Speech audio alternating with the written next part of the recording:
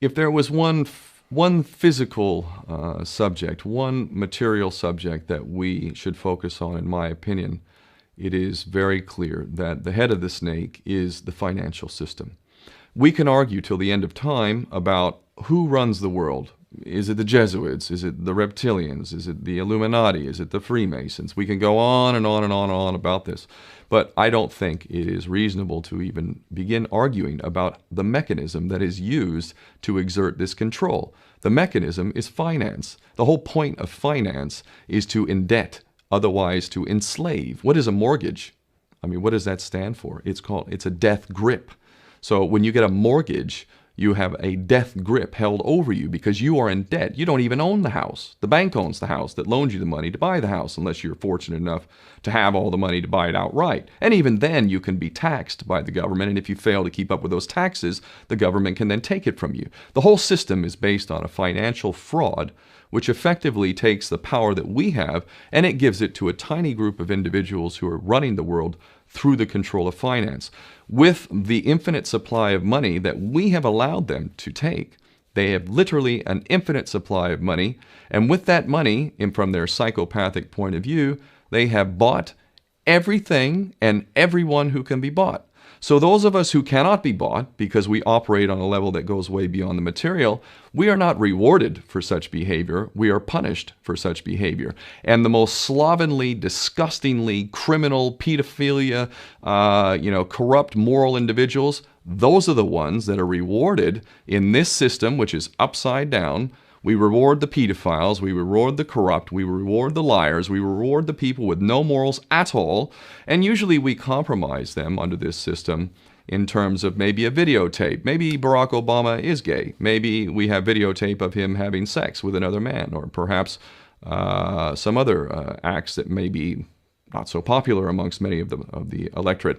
Or maybe we have videos of political leaders having sex with little boys or little girls. If I was in charge of the world and I was a psychopath and completely drunk on my own power, you can bet damn sure that's what I would do.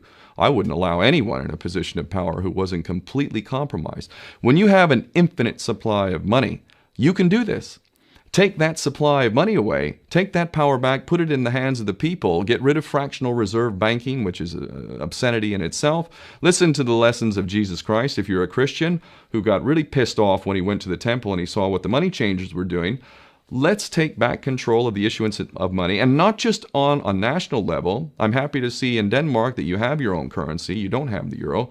But on every country's level, they should be issuing their own currency in a transparent, non-usury based way in which it really, truly benefits the people. And in that way, we can literally free ourselves of the banking debt which is drowning us all, and we can stop scrambling for the crumbs from the table of these filthy rich psychopaths and live in a state of abundance just by changing this one thing. And I'm not just talking about abundance for Western nations who have an artificially inflated value with their currencies. We all in the West are guilty of having that reward while the rest of the world is sucking on it. Every nation in the world can use a sensible financial policy to liberate themselves, to have world-class education, infrastructure. Everything that a healthy society would require can be had in the worst, most corrupt African country, in any part of the world. We can all have that if we simply change that one thing. John F. Kennedy did that about 6 months before he was taken out. He issued United States notes as opposed to Federal Reserve notes. I can assure you the powers that be knew the power of that act, and they took him right out. So the bottom line is, if we as people understand this very simple principle, just this one thing, change this one thing, we can solve every other problem you can name. I don't care what the problem is. I can bring it back to the financial system and an infinite supply of money for a bunch of psychopaths who are running the world, as opposed to an abundant supply of money for all of us. So in that sense, I'm very optimistic. This is not rocket science. I am not the smartest guy in the room. We can all understand this. And as soon as we do, we can exercise the same power that we had, but relinquished, and we can have a future for ourselves and our children. There's a lot to be optimistic about, quite frankly.